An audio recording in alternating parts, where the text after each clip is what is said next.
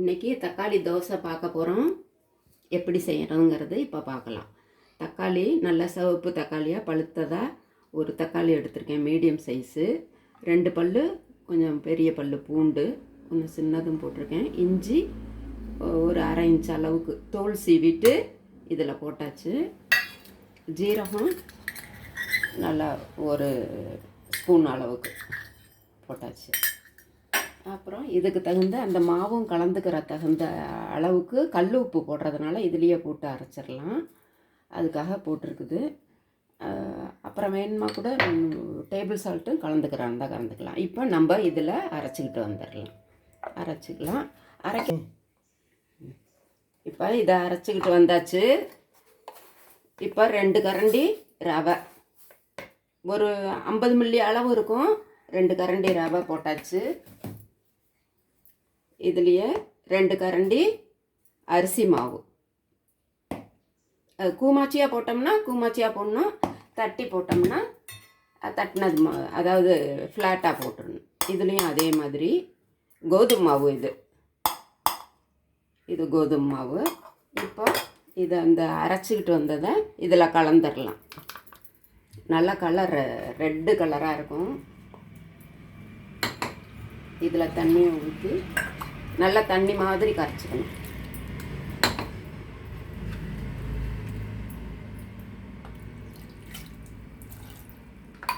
கரண்டி கொஞ்சம் இது காரத்துக்கு மிளகாய் பொடி போட்டுக்கணும். அதில்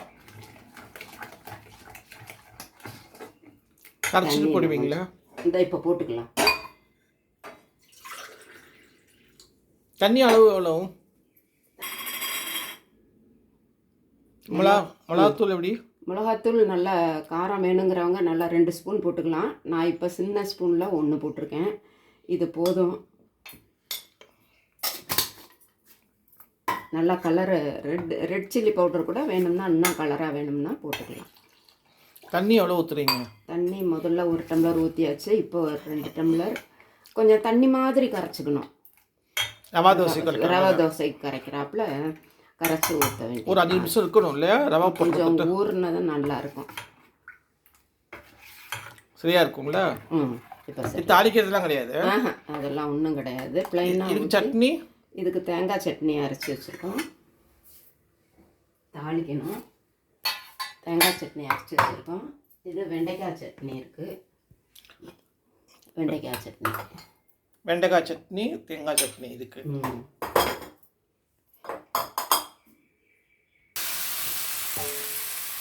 மிக்சர் ரெடி ஆயிடுச்சு. ஊற்றுறாங்க பாருங்க தக்காளி தோசை. இப்படி மெல்லிசாக ஊற்றுறாங்க. மிக்சர் பாருங்க, தண்ணியை ரவா கரைக்கிற மாதிரியே கரைக்கணும். பாருங்க எப்படி கரைச்சிருக்குறாங்க. இந்த ரவாக்கு ஊறணும் இல்லையா, அதுக்கு ஒரு 10 நிமிஷம் விட்டுறணும்.